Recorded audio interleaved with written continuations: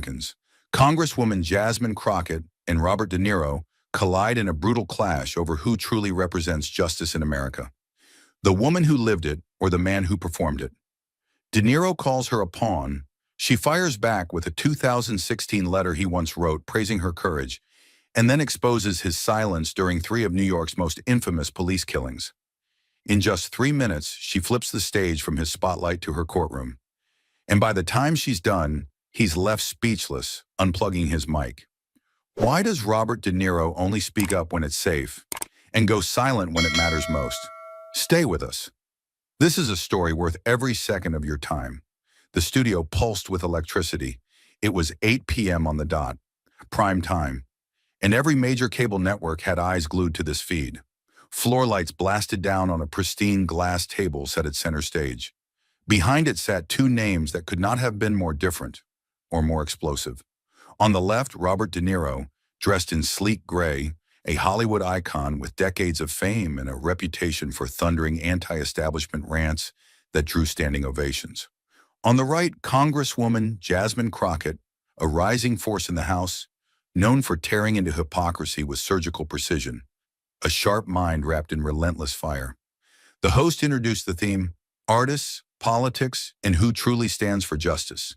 The camera panned wide as the crowd murmured, the tension already thick like storm air before lightning.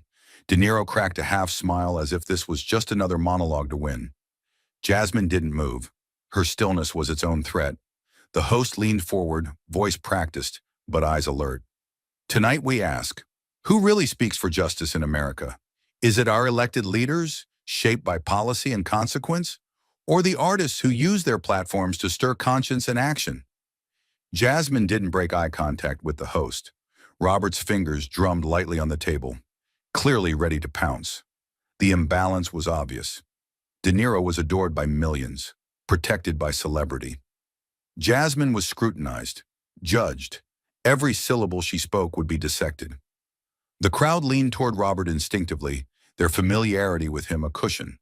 For Jasmine, the air was colder, sharper, no benefit of the doubt, no warm welcome, just unspoken pressure to survive or explode. But that pressure didn't crush her, it sharpened her. This was her battlefield. The host turned to Jasmine, a note of polite skepticism in her voice. Congresswoman, some say your tone is too combative, that your presence in Congress is more about noise than substance. How do you respond to critics who think you're too emotional to lead? Jasmine's eyes narrowed just a fraction. Her reply came calm, clear, and blistering. When you grow up watching systems choke your people and call it law, silence isn't noble. It's betrayal. The words sliced through the room like a scalpel. De Niro shifted slightly, caught off guard by the weight of it. But Jasmine wasn't speaking for applause. She was speaking from the burn of lived injustice, from courtrooms, from funerals, from truth no movie ever bothered to capture. The camera zoomed in, no cuts, no music, just the quiet before a detonation. De Niro turned his head, eyes narrowing at Jasmine. For the first time, the audience wasn't sure who held the power in the room. The movie star, who had always commanded attention, or the congresswoman who had nothing to perform and everything to expose. The silence after Jasmine's words wasn't peace. It was pressure, like the moment before a levee breaks. The air was still, but everyone could feel it. Something cruel was coming. Robert De Niro leaned back slowly, his fingers steepled just beneath his chin. The corners of his mouth curled in something between a smirk and a sneer. He didn't rush. He didn't need to. The studio was his theater, and he had waited for this cue like a performer, savoring the kill shot. Let's not kid ourselves, he said, his voice smooth but loaded, calibrated for the live audience and the millions watching at home. Congresswoman Crockett isn't a threat to the system. She is the system. He paused, letting it hang. They didn't put her in that seat to shake things up. They put her there to quiet the storm, to make you feel like something's changing when it isn't. His eyes flicked toward Jasmine like she was a product on a shelf. Every few years, the machine picks a new face, one that looks different, talks different, but still protects the same gears underneath. Laughter trickled in from the audience. Soft at first, then louder. Robert's tone sharpened. She's a symbol, Not a soldier, he added. She's not Harriet. She's not Angela. She's not even Shirley Chisholm. She's the hashtag version of revolution. Fast, flashy, and forgotten by next week. Now the crowd was clapping. Some cheered. Others looked unsure but followed the noise anyway. Jasmine didn't move. Not an inch. But the camera caught it. Her jaw clenched just slightly, her right hand tightening into a near fist in her lap. Robert saw it too, and pounced. "You're just another social media politician," he said, turning directly toward her for the first time. "All fire in your feed and hollow in your record. Likes don't legislate. Hashtags don't liberate. And the last thing this country needs is another walking slogan with a seat in Congress." The applause hit harder this time. It rolled through the room like approval for a courtroom knockout, the kind of moment audiences eat alive. But it wasn't just the volume that cut deep. It was the nature of the crowd itself. They didn't know her. They hadn't followed her votes. They hadn't sat through hearings where she cross-examined billionaires or outmaneuvered party veterans. But they laughed anyway, because a famous man said so, because the system they thought she belonged to had already told them to expect fireworks. Not fire.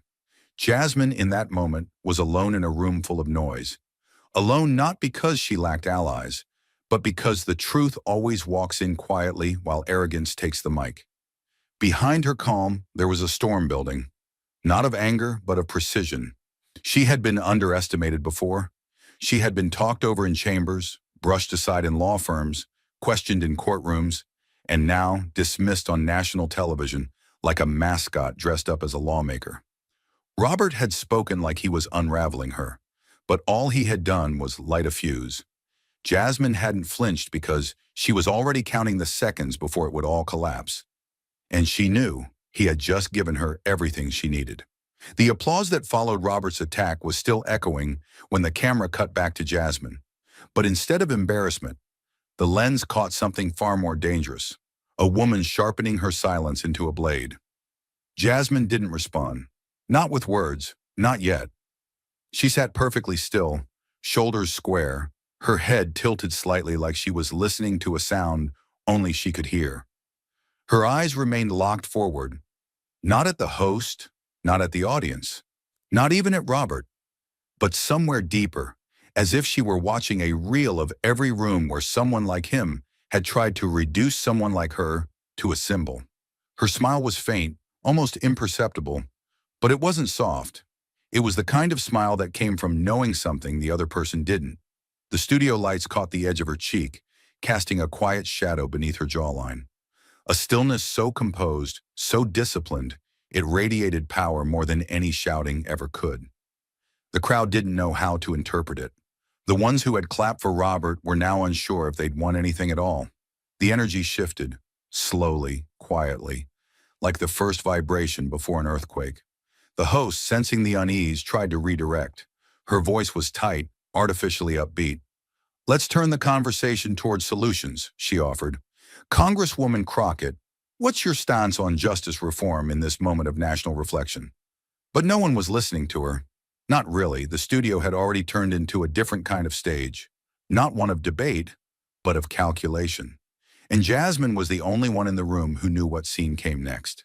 The camera lingered on her longer than usual, catching every micro movement. The slow inhale through her nose, the motionless fingers pressed lightly against her knee, the flicker of recognition behind her eyes like a chess player who'd just seen checkmate 3 moves ahead. She wasn't angry. She wasn't rattled. She had been here before, misunderstood, underestimated, and used as a placeholder for someone else's performance.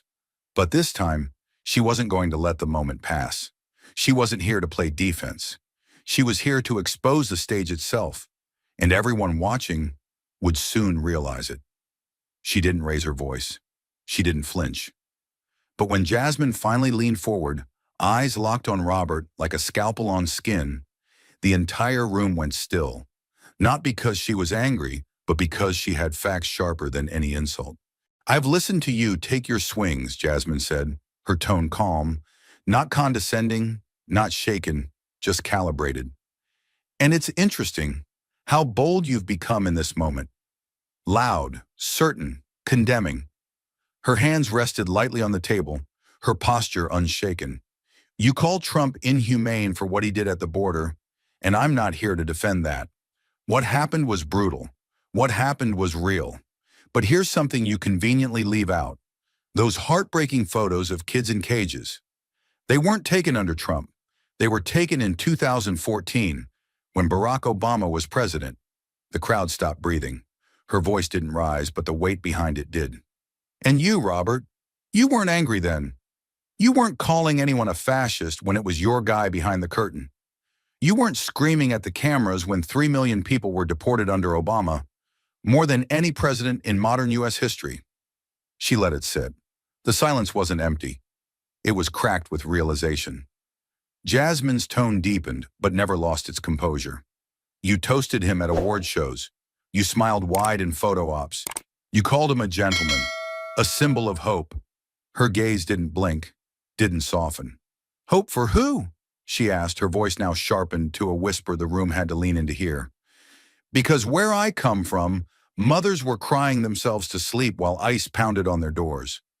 Kids disappeared from classrooms, deported with their fathers overnight. And you had nothing to say. She didn't blink. Not even a tweet. The injustice wasn't just in what he'd said tonight. It was in what he chose not to say when it mattered. And she was here to remind him, and everyone watching, that silence has fingerprints too. Jasmine let her last words hang in the air like a slow-moving storm, letting them sink not just into Robert, but into every corner of the room. And then, with the same calm edge that had been building since the moment she sat down, she pushed the blade in further, this time into the past he hoped no one remembered. And while we're unpacking silence, Jasmine said, her voice low but steady, let's go back to the 90s. Let's talk about the 1994 crime bill. Her tone wasn't accusatory, it was surgical, deliberate, measured, and too precise to ignore. That bill destroyed Black communities across this country. It turned addiction into a prison sentence. It handed out mandatory minimums like vending machine snacks. Young men were locked up for decades over a dime bag. Entire families were dismantled. Legally, she didn't blink as she spoke, her words clear and unwavering. And Bill Clinton? He called it justice. He signed it with pride. And you, Robert, you supported him. You spoke at his fundraisers. You stood behind the podium and called him a leader. You helped sell that policy to a country already eager to believe that fear was the same thing as law and order. She leaned back just slightly, not retreating, but letting the gravity catch up. The audience had stopped reacting. No applause now, no murmurs, just breathless silence. You never questioned how that bill would land hardest on people who look like me? Jasmine continued.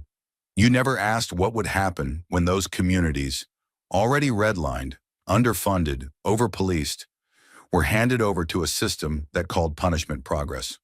Her voice didn't shake, but it deepened, the way a song drops one octave before the drop hits. You had every chance to speak up. You didn't. You chose comfort over confrontation, legacy over lives. She looked straight at him, and this time her tone sharpened into something unmistakably final. When our children were being handcuffed in classrooms, slammed into the pavement, stripped of futures before they hit puberty, you were silent. But when the lights came on, when it was safe, when awards were handed out for speaking truth to power, you stood up, suited up, and gave a speech. She paused just for half a breath. Not for us, but for applause. Jasmine's last words hit like a gavel, and Robert, boxed in by truths he'd never expected to face, didn't retreat. He erupted. But in doing so, he walked straight into the most dangerous part of all, her silence. I'm not a damn politician, Robert snapped, his voice suddenly raw, vibrating with the kind of desperation that doesn't show until the ground starts slipping beneath your feet. His face flushed, brows drawn tight as he slammed his palm down on the table. Not hard enough to look violent, but enough to make the mic jump. I'm not one of you people who sits behind desks and plays with laws like they're Lego blocks. I make art. I create stories that move people. I speak truth in ways most of you can't even understand. The audience stirred. Some clapped out of habit, others shifted in their seats, uncertain if this was righteous anger or a slow unraveling. Robert didn't seem to notice. He pushed forward, his voice rising like a man who knew the spotlight was slipping. I've been using my platform to wake this country up for years. Before she even held a seat, I was out there calling out fascism. I've taken heat, taken risks, because I care. His words grew louder but also less precise. A crack had formed, small but visible. The kind of crack people in power pretend isn't there until the light starts bleeding through. I've inspired millions, he went on, his hands gesturing wildly now, as if volume could outrun truth. I've stood on stages and screamed when no one else would. I've used every bit of fame I had to stand up for what's right. And there it was, the tipping point. The applause he'd once commanded had faded into an uncomfortable quiet, broken only by the nervous cough of someone in the back row. He wasn't talking to Jasmine anymore. He was talking to himself, to the idea of his own importance. The idea that passion, once celebrated, was now somehow protection. But it wasn't. Not here. Not tonight. And Jasmine knew it. She didn't interrupt him. She didn't flinch. She watched. Still as stone, unblinking. Not cold, just certain. And when he finally paused, chest heaving slightly, waiting for someone to validate his outburst, she leaned in. Not much. Just enough for the light to catch her eyes. Sharp, patient, resolute. Her voice was quiet, but it sliced the room in half. Art doesn't stop a bullet. Robert blinked. He hadn't expected her to speak softly. He hadn't expected her to speak at all, not after that explosion. But her restraint was more dangerous than rage. Art doesn't stop a cop from putting his knee on a man's neck until the breath leaves his body, she said, every word deliberate, every syllable clean. It doesn't break the silence in a courtroom when the system decides a black boy's life is worth 17 years for a nonviolent offense. She didn't raise her voice. She didn't need to. Her presence was louder than his fury.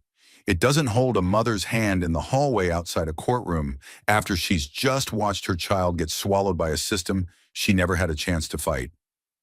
The room was frozen. The cameras had stopped panning. The host sat motionless, eyes flicking back and forth like she was watching a glass wall start to shatter.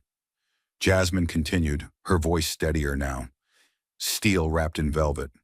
Art is beautiful, powerful even. But it doesn't save people on its own. Not when the people making it only speak when it's safe, when it's trendy, when it gets applause. She locked eyes with Robert now, and this time there was no hesitation. You've called yourself brave for saying what people wanted to hear in rooms that already agreed with you. But where were you when the pain wasn't performable? She let that question land, and it did, hard. You could hear the stillness tighten. Where were you when the 1994 crime bill was destroying my neighborhood, block by block? When ICE raids were tearing families apart under the man you toasted at gala dinners? When kids in my district were getting tried as adults for petty crimes, while you gave standing ovations to presidents who signed the policies that made it possible? Her tone didn't change. It didn't need to. The truth was doing the work. You didn't speak out then. You didn't shout. You didn't stand up. You waited. And when the headlines caught up, when the cameras turned on, then you found your voice. Robert's jaw tightened. His fingers were twitching slightly now. Not dramatically, but enough for the close-up cameras to catch. His mouth opened for a second, as if to form a word, but no sound came out. Art, Jasmine said again, slowly now, has never been the problem. Silence has. She looked out over the crowd, not to win them, but to challenge them. Art can inspire, yes, but inspiration without action is performance. And you, Robert, have mastered performance. She leaned back slowly, her posture still composed, still quiet, but every movement carried weight like a falling verdict. You've stood on stage, in tuxedos, under golden lights, and accepted trophies for playing brave men, for delivering scripted truths.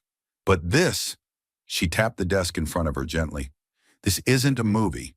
This is where real people live and die. And the roles we play out there don't matter if we disappear when the lights go out.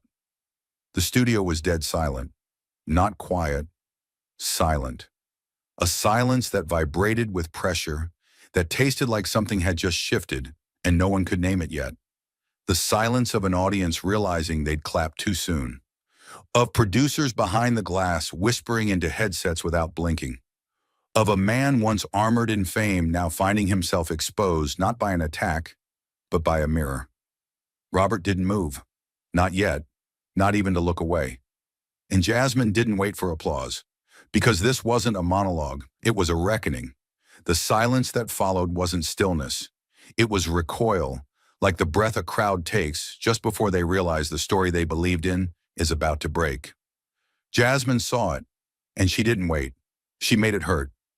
Jasmine reached down, calmly, almost without ceremony, and lifted a small tablet from the folder in front of her.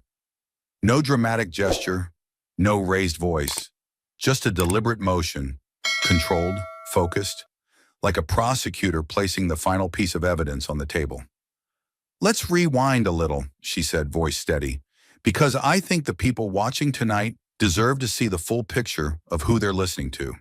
She tapped the screen once, and the studio monitors flickered to life. The feed switched, not to B-roll, not to generic headlines, but to grainy footage from 2011, a red carpet interview in New York.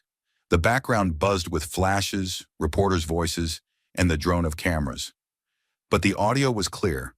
There he was, Robert De Niro, standing outside a charity gala, dressed in a tuxedo, smiling warmly as he told a reporter, "The NYPD are the backbone of this city.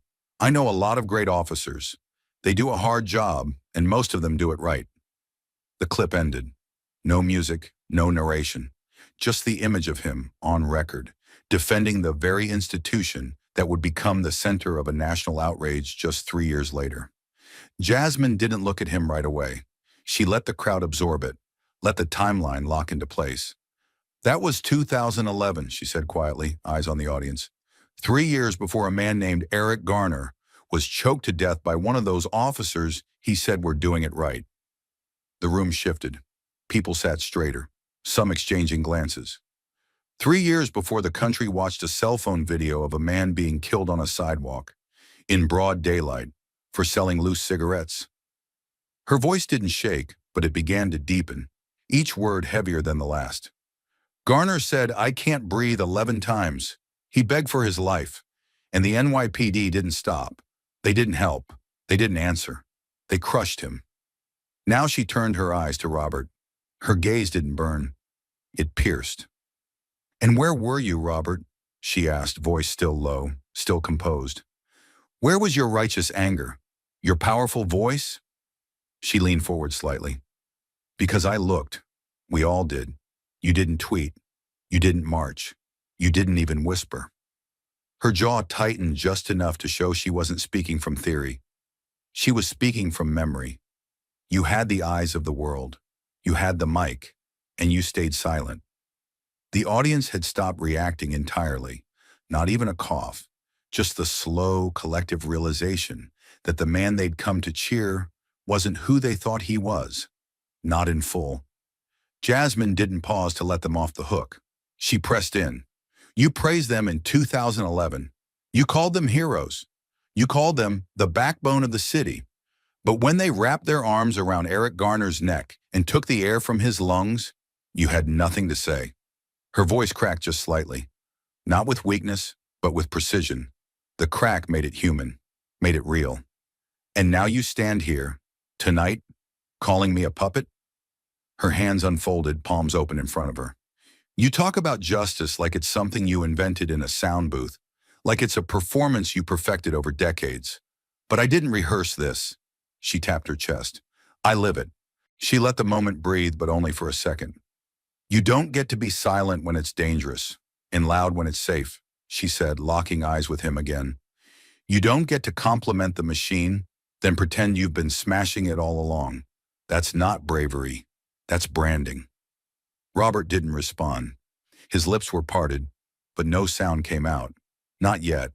The weight of the footage, of his own words, his own face, played back for the world to see, had turned the air thick with consequence. The man who'd owned every stage he ever walked on was now sitting on one he couldn't control. Jasmine didn't gloat. She didn't smirk. Her expression was clean, focused, but calm. The kind of calm that comes not from indifference, but from purpose. She had come prepared not to defend herself, but to dismantle the illusion. And this was the moment she exposed its wiring. You praised the NYPD when it was comfortable, she continued. And when they murdered one of us, when they took another black man from his family, his children, his community, you turned away. You let the cameras roll past. You let the country forget. Now she finally leaned back, eyes never leaving his. And tonight, you want to lecture me about justice? Her tone dipped, not with sarcasm, but with clarity sharpened into something final. You don't know justice. You've only ever played it. There was no reaction from the host, no attempt to shift topics. She knew, as did every producer behind the glass, that they weren't running the show anymore.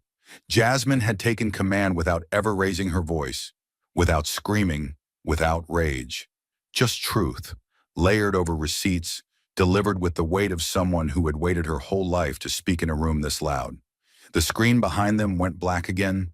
The clip finished. But the silence it left behind said more than any footage ever could. Jasmine looked around.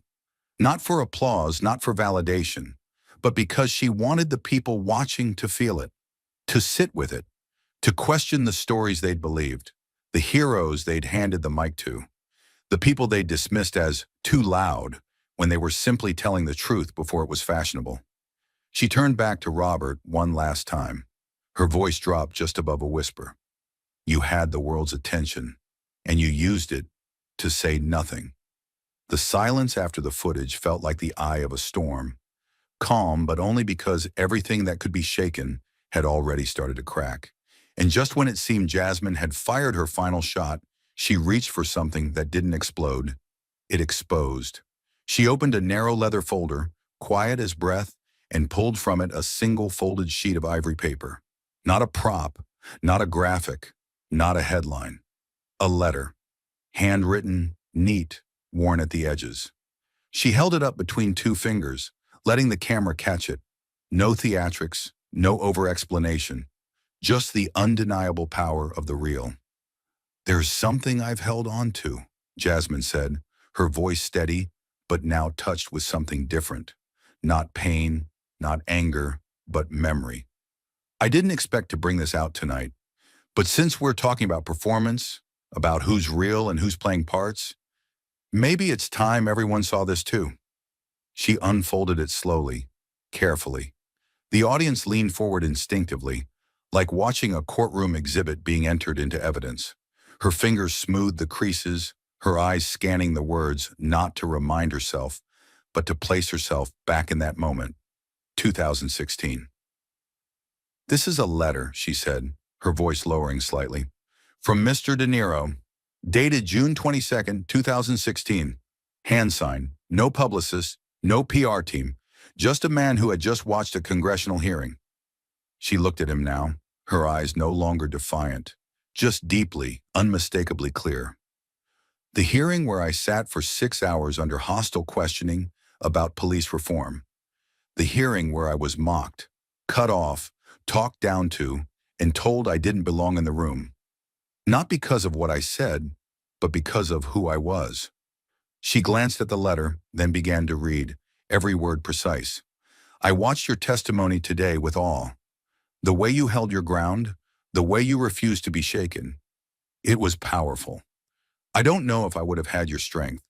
I truly admire your courage and your calm. You are, without a doubt, one of the most authentic voices I've ever heard in politics. Her voice caught, not from emotion, but from restraint. She looked up, locking eyes with him across the table. That was you, Robert. The room had gone completely still. The audience was frozen, not in fear or tension, but in witnessing something raw, something true. Even the host's voice had vanished from the ether, as if the entire set had surrendered its authority to whatever Jasmine was about to say next. You said I wasn't a puppet, that I wasn't playing a role, that I had more strength than you. And you said it when no cameras were rolling, when there was nothing for you to gain. She folded the letter once more, with the same care she'd opened it. So I ask you now, what changed? Her voice dropped a half step, sharpening. Because tonight, you stood in front of the same country and told millions I was a fraud. You accused me of being a symbol, a slogan, a curated voice planted by the system. Her words came slow now, not because she doubted them, but because she wanted every single one to land. You didn't say I was wrong. You said I was hollow. You didn't debate my arguments. You erased my identity. You stripped me of the very integrity you once celebrated, and you did it not because you believe it, but because it fits the part you're playing today. Robert's face was unreadable. For the first time, he looked smaller under the lights. Not shamed, not broken, just caught. Jasmine leaned in again, the room so quiet her words seemed to echo. I didn't bring this letter to embarrass you. I brought it to remind you of who I am and of who you used to be when nobody was watching. Her voice was soft but steel-lined. You knew then what you pretended not to know tonight. A pause. Intentional. Surgical. You knew I wasn't an actor. That line didn't explode. It didn't need to. It settled like ash after a fire, covering everything in quiet evidence. She set the letter down gently, then turned her palms upward. An offering, not a performance. I've never needed Hollywood to tell me I was real. I've never waited for applause to speak the truth. And I sure as hell don't need anyone, even you, to give me permission to keep fighting. The air in the studio felt thick, charged. No cue cards could guide what came next. No pre-written segments could stitch this moment back into a safe broadcast. The host opened her mouth to speak, then closed it. Jasmine sat back slowly, the posture of someone who had said exactly what she came to say. Nothing more, nothing less. And somewhere, beneath the heat of the studio lights, the lines between actor and advocate, between memory and motive, between the Robert who wrote that letter and the Robert sitting here now, blurred into something neither applause nor silence could fix. This wasn't about humiliation. It was about history, and Jasmine Crockett had just placed it in plain view. The letter sat on the desk like a ghost, undeniable, intimate, damning. But for Robert, it wasn't the content that broke him. It was the fact that she dared to show it, and in the span of a breath, his mask cracked. You don't have the right, Robert barked, the words sharp and sudden, punching through the silence like a fire alarm in a cathedral. His hand slammed the edge of the table, rattling the water glass beside him. That was private. That was a personal letter. Written to you, not to be paraded in front of America like a weapon. His face had turned a mottled red, his chest rising and falling in short bursts. The carefully groomed composure, the steady activist artist persona he wore like a tuxedo, had been ripped off, thread by thread. And what stood in its place was something raw, exposed, and furious. That wasn't for the cameras, he shouted again, voice cracking slightly now. You don't get to twist something I said in confidence, not to win a debate. The audience didn't cheer. They didn't move. They watched frozen, not because they didn't understand his outrage, but because something in it felt off, not noble, not righteous, just desperate. Jasmine didn't blink, didn't flinch. Her hands were still folded calmly in front of her, as if she were waiting for a bell to finish ringing in a courtroom. And when she spoke, her voice was like ice poured slowly over fire. You're angry, she said quietly. Not because I lied, but because I told the truth when it was no longer convenient for you. She let the words breathe. Let them find their mark. You're not upset about the letter. You're upset that I reminded the world of who you used to be, when you didn't need to perform outrage for a crowd. She didn't raise her voice. She didn't need to. Her power came not from volume, but from clarity. The clarity of someone who had seen this exact kind of man fold in exactly this kind of room. Robert opened his mouth again, but Jasmine lifted a single hand, not aggressively, just enough to stop him in his tracks. I get it, she said. You thought tonight would be easy. You thought you'd show up, throw some lines, land a few applause breaks, and walk away the hero. Her gaze hardened inch by inch. But when the mirror got turned around, when you were the one being held accountable, you couldn't handle it. She reached out and gently tapped the folded letter once with two fingers. This wasn't a betrayal. This was a receipt, a reminder that once, in a quiet room, you respected me not because you had to, but because you saw something real. Her voice tightened. And now when the audience changed, so did your respect. There was a pause, a slow, deliberate silence. Then Jasmine leaned forward, voice dropping low, words hitting like quiet detonations. Privacy, she said, is not a shield for hypocrisy. Not when you use your voice to undermine the very people you once praised. Not when you rewrite your truth because tonight's audience claps for a different version. Robert swallowed hard, visibly shaken now, blinking fast like someone trying to recover ground that had already collapsed beneath him. He opened his mouth to speak again, but no words came. Jasmine didn't wait for permission to continue. She wasn't asking. You want to talk about boundaries? She said. Let's talk about the boundary between private integrity and public performance, between who you are when the cameras are off and who you pretend to be when they're on. She narrowed her gaze, because that's the line you crossed tonight. Not me. The audience wasn't breathing, or if they were, it was silent. The kind of breath you take during a verdict, not an interview. Jasmine leaned back slowly, never breaking eye contact. You knew exactly what that letter said when I pulled it out. You remembered every word, not because it was some casual fan note, but because it came from a real place, a human place. Her tone softened for a beat, not in mercy, but in truth. And I remembered it too. I carried it. Not for leverage, for proof that what I've fought for, what I've endured, was seen, even by you. She tapped the letter once more, almost reverently. But now I realize, you weren't angry because I shared your words. You were angry because those words still shame you. A final pause. Then with a precision that didn't need to be loud to be lethal, Jasmine delivered the blow. You say I stole a private moment, but the only thing I exposed was your reflection. And this time, no one clapped. Because no one dared to pretend this was just another debate. The truth had been spoken, not screamed, and somehow that made it heavier. Robert wasn't just losing an argument, he was losing control of the stage he once commanded. And when men like him run out of words, they don't fight, they flee. Robert reached up slowly, almost like a man coming out of anesthesia, and fumbled with the clasp of his mic. His hands trembled, not violently, but just enough to betray the storm beneath his skin. The tension in the room didn't burst, it tightened. With a low static pop, the microphone came free from his lapel. His eyes didn't meet Jasmine's. They didn't meet the host's. They didn't meet anyone's.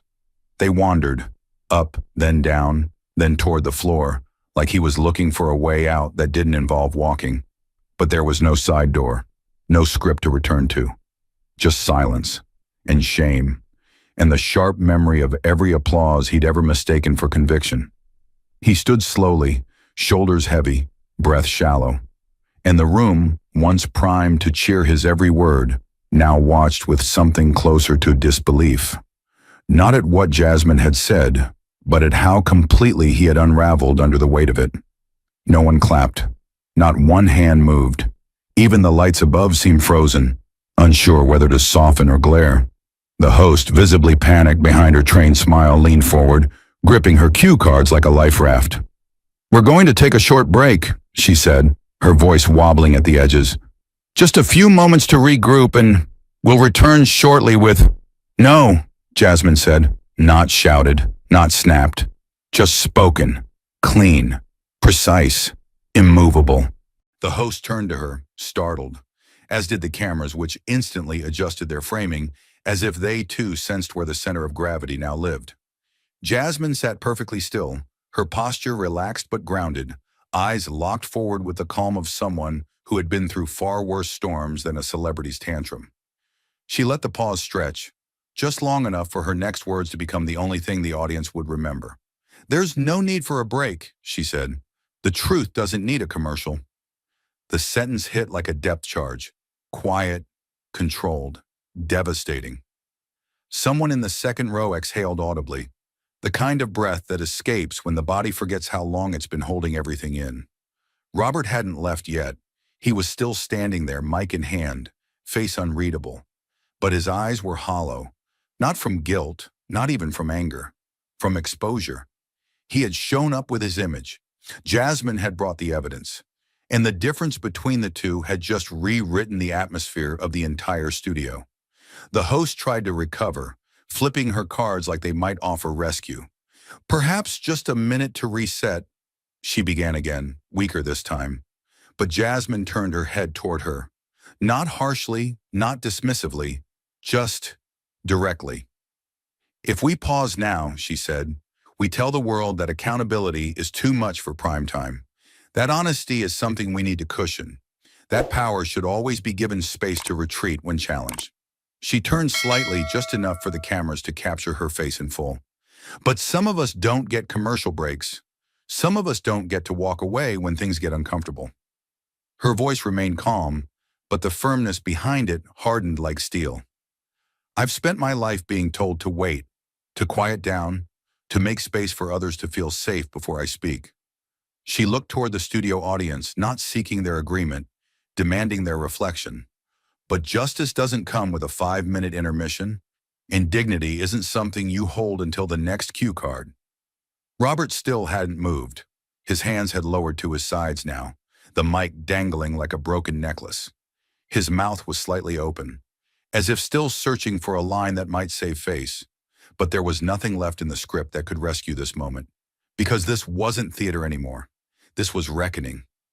Jasmine leaned slightly forward in her seat, her voice a whisper now, but the kind of whisper that made people lean closer, not turn away. We don't need a break, she said again, slowly. We need to stop pretending truth only matters when it's comfortable. No one argued, not the host, not the crew, not even Robert. And in that silence, that raw, stretched, breathless silence, Jasmine Crockett didn't just win a debate. She reclaimed the stage. The mic hadn't dropped. It had been laid down. But the echo still roared across the country. And within hours, the headlines did what headlines always do: twist, weaponize, and immortalize. The next morning, the fallout wasn't slow. It was instant and everywhere. Cable news ran the footage on a loop. Robert's face pale and stunned, eyes avoiding the camera. Jasmine sitting still, spine straight, words like scalpels. The split-screen image wasn't just a moment. It was a message. Progressive outlets ran with it first. Crockett redefines live debate, turns talk show into takedown. A star fades, a voice rises. No notes, no shouting, just facts. Jasmine Crockett just gave America a masterclass. More conservative voices tried to reframe it, but even they couldn't ignore the shift. De Niro brought emotion, Crockett brought receipts. Robert De Niro, silenced by his own history. She didn't just debate him, she disarmed the myth. And then came the quotes, from anchors, from activists, from stunned late-night hosts unsure whether to joke or apologize. The line that rang loudest and hardest came from a Washington Post editorial. Robert De Niro stayed silent when it mattered most. Jasmine Crockett reminded America that the truth doesn't need permission. It just needs a voice. Social media exploded. Clips of her dismantling his NYPD praise went viral. Her reading of his 2016 letter, clipped into a 30-second reel, had racked up 12 million views by noon. Even the quietest of commentators had to admit something seismic had happened on that stage. Not just a confrontation, a reckoning. But the moment wasn't finished until she closed it. And she knew it. The final segment had been trimmed by the network. Time was tight. Ratings had peaked. Advertisers were nervous. But Jasmine didn't care. She wasn't speaking to them anymore. She was speaking to the country that had watched her be doubted, disrespected, and dismissed. Again. And still, she hadn't moved. The host leaned forward one last time, voice soft now, like someone treading carefully across thin ice. Congresswoman Crockett, do you have anything you'd like to say in closing? Jasmine looked straight ahead, not into the camera, not at the host, not even at Robert, now long gone, somewhere behind the curtains of silence. She looked into the space that lived between America's ears, the space where illusions grow, the space where injustice hides behind fame and truth gets talked over by clout. And then she said it, not loud, not rushed, just enough to be remembered. I don't need you to agree with me. Her words landed like a heartbeat that everyone had forgotten they were holding. I don't need your applause. I don't need your endorsement. I don't need your validation. She turned slightly, just enough for the audience to see her, not as a congresswoman, not as a guest, but as the only person in the room who had not performed that night. I need you to stop pretending that people like him are heroes for saying what we've been screaming for generations. Only after it becomes safe, her tone sharpened, not angry, just surgical. Because what I saw tonight wasn't justice. It was a man trying to wear our pain like a costume, trying to teach a class he never attended, trying to rewrite his silence into activism. The studio lights hummed, the audience held still, and she ended it, clean, final, immovable. I don't need him to agree with me, she repeated, but I will not let him play the role of justice on the backs of our real suffering. A pause, a stillness, a close, and then nothing. No clapping, no music, just truth. Sitting in the center of the stage, unbought, unshaken, and unedited. The lights dimmed and the audience exhaled, but no one truly moved. Because even though the segment had ended, the real weight of what happened hadn't even begun to settle. This wasn't just a live debate. It had become a national mirror, and the reflection wasn't easy to look at. In the hours that followed, the internet did what it always does: clipped, cropped, captioned, and consumed. Millions watched Jasmine's words from their couches, their offices, their phones. But beneath the hashtags and headlines, something else began to rise. Not noise, not division, reckoning. Because what Jasmine Crockett did wasn't just confrontational, it was surgical. She peeled back the fabric of performance, stripped away the comfort of polished outrage, and asked a question America hates answering out loud. Who do we really listen to when the room gets quiet? De Niro had the spotlight, Jasmine had the scars, he had the platform, she had the proof. And in that brutal, unplanned collision, something undeniable was revealed. Fame can't substitute for conviction, and good intentions mean nothing when they're buried beneath years of strategic silence. The lesson wasn't just for Robert, it was for every viewer who ever asked, why are they still angry? For every newsroom that booked a celebrity instead of an expert, for every classroom that taught civil rights as if it were ancient history, for every voter who claimed to care, but only when it was easy, because what Jasmine exposed was more than hypocrisy. It was a pattern, a generational pattern of voices being elevated only after the fight is over, of people waiting to speak up until the story is safe, the facts are vetted, and the crowd is already cheering. Robert wasn't the first. He won't be the last. But he became the most visible reminder that in a world obsessed with sounding right, far too few ever stand right. And Jasmine, she never raised her voice. She didn't shout. She didn't cry. She didn't even flinch when Robert's tone turned defensive, then desperate, then defeated. Because she's lived through louder storms. She's survived rooms colder than that stage. And every time someone told her she was too angry, too aggressive, or too emotional, she kept showing up anyway. Not for permission, but for justice. And that's the heart of this human lesson. True justice isn't cinematic. It's not a monologue. It doesn't wear a tux or carry a golden statue. It looks like a woman being talked over 5 times in one sentence and still finishing her point. It sounds like a calm voice reading a letter that was never meant to be read, because some truths refuse to stay buried. It feels like the pause after a line like, "You don't get to play the role of justice on the backs of our pain." That wasn't poetry. That was reality, sharpened to a blade. And for many watching, it wasn't just Jasmine on that stage. It was every time they'd been dismissed, every time their story was co-opted, every time someone louder, richer, and whiter was praised for repeating what they'd been punished for saying first. The injustice wasn't abstract, it was personal.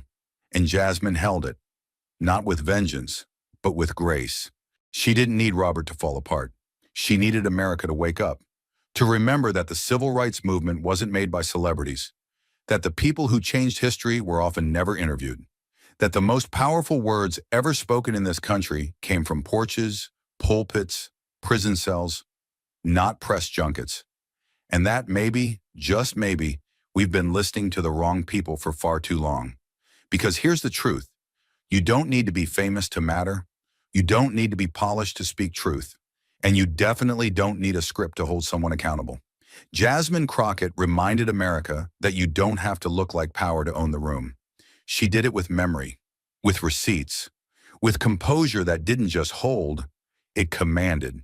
And in doing so, she gave every person who's ever been interrupted, underestimated, or erased a moment of radical clarity. You don't need their permission to be real. You don't have to wait your turn. You don't have to soften your edges to make them comfortable. You don't have to smile when they lie. You just have to speak and let the truth do the rest. The human lesson wasn't about celebrity, it was about currency, what we value and why. And Jasmine proved that in this country, too often we confuse fame with fact, volume with vision, presence with purpose. But those illusions shattered under the weight of her calm, and the message left behind was unshakable. If your voice only rises when the crowd agrees, it's not courage, it's choreography, and America's pain is not your stage. So no, Jasmine Crockett didn't humiliate Robert De Niro.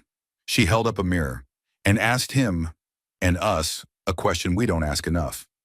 When it really mattered, where were you? It's a question we'll all face, eventually. And when that moment comes, we won't be judged by our likes, our followers, or our filmography. We'll be judged by what we said when it would have been easier to say nothing. The cameras had stopped rolling. The studio had gone dark. But across the country, something had been set in motion. Not a scandal, not a meme, a reckoning. And now that the illusion was shattered, the question that remained wasn't for Robert. It was for us. This wasn't about who won the debate. This was about who remembers it tomorrow. Because the truth Jasmine Crockett delivered doesn't live in headlines. It lives in decisions. What you do next decides what this moment actually means. Not just for politics, not just for television, but for you. What happened on that stage wasn't performance. It was a warning that justice is being sold in pieces, that truth is being outbid by fame, that we've spent too long mistaking influence for integrity. And now the bill is coming due. And no, there won't be another commercial break.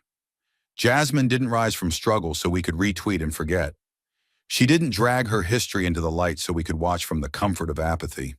She fought to remind us, every single one of us, that silence, even dressed in a designer suit, still leaves blood on the floor.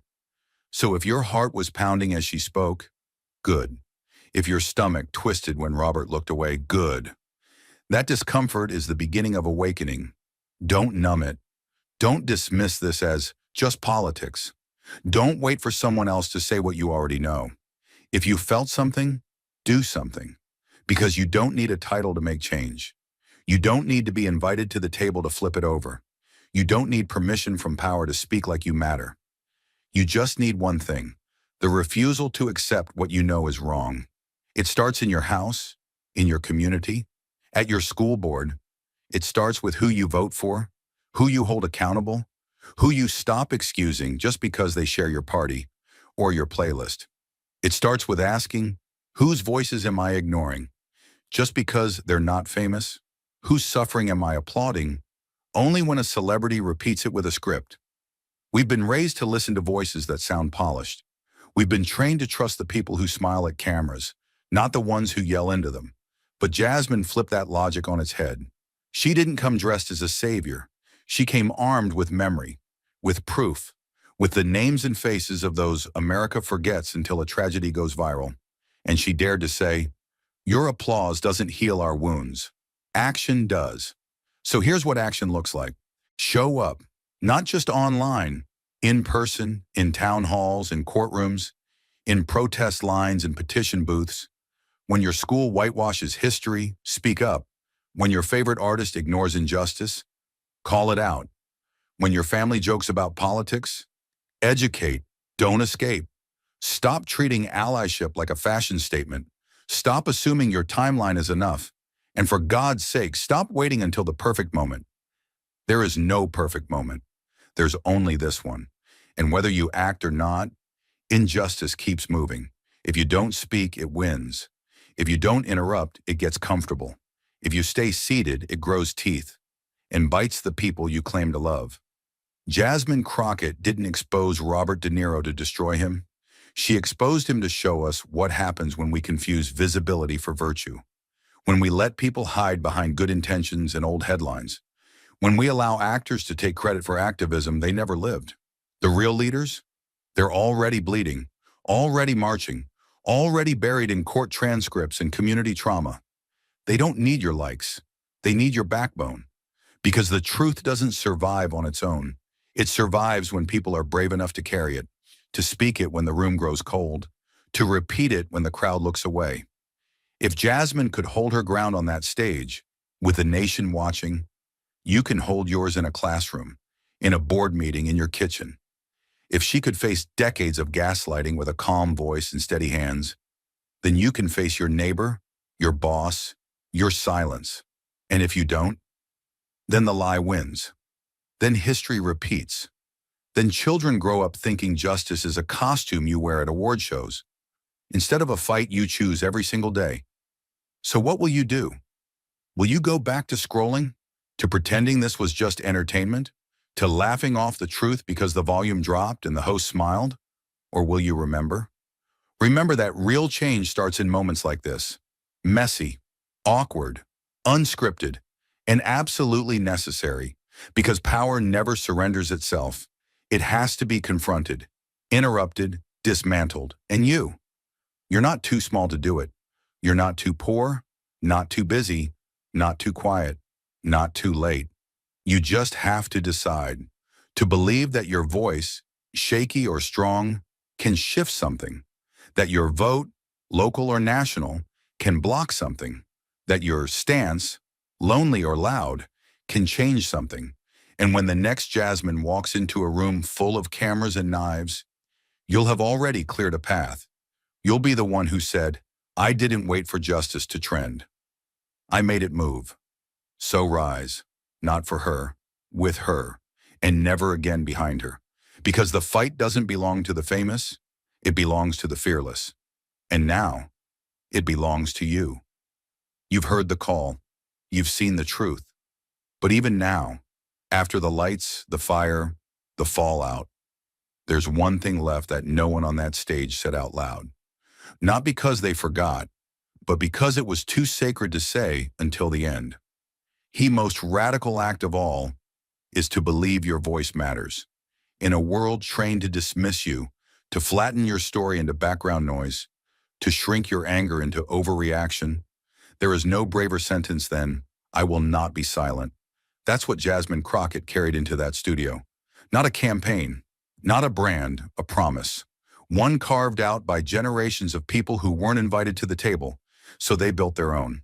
One forged by Black mothers who knew justice didn't live in speeches, but in the way they kept breathing after burying their sons. One held up by truth-tellers who never got a movie deal, but got the facts right. And now it's your turn to carry it. Because this fight is not a moment, it's a movement. And movements are made not by legends, but by witnesses. The ones who see what's wrong and refuse to look away. We are not here to admire the fire Jasmine lit. We are here to feed it. Let it burn through the excuses. Let it scorch the rot of performative justice. Let it light the path forward, not paved in fame, but in accountability. And yes, it will cost you. Truth always does. You will lose friends. You will be called too much. You will be mocked for caring when others are busy clapping for the enemy in a nicer suit. But you will also gain something far greater, a voice that doesn't flinch. Because once you speak truth, real truth, the kind that shakes rooms and shatters illusions, you don't go back. You don't laugh at injustice for clout. You don't forget the names of the dead. You don't apologize for being louder than their lies.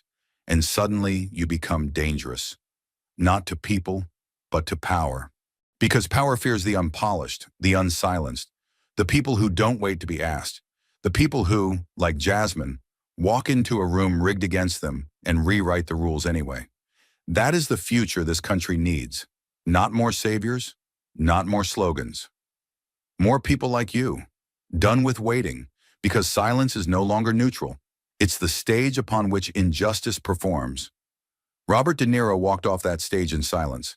Jasmine Crockett walked off having planted a seed, and now that seed is yours. What will you do with it? Will you water it with more outrage, but no action? Will you bury it under distractions and doubt? Or will you grow something bigger than yourself? Something that doesn't need applause to matter. Something that doesn't fade with the news cycle. Something that speaks for the children who never got to grow up. For the names the headlines mispronounced. For the truth that came too late, but still came. Because justice doesn't expire. It waits, and then it demands. It demands that we remember. It demands that we show up again. It demands that we choose to be more than just viewers. So this is the last thing Jasmine left unsaid. Not because it wasn't true, but because it was meant for you to finish. This isn't about me. It's about who comes after me, and whether the path I cleared stays open or gets closed again. So hold the door open. For the next voice who gets laughed off stage. For the next truth they call too radical. For the next moment when silence is easier, but not braver. Let your voice be the echo they didn't expect. Let your action be the weight that tips the scale. Let your courage be contagious. Thank you for watching until this moment and for standing with us on this journey for justice. Your support means everything. Like, subscribe, and turn on notifications so you never miss what's next. And we'd love to hear your thoughts. Leave a comment below and let us know what moved you most in this story. Together, our voices make a difference.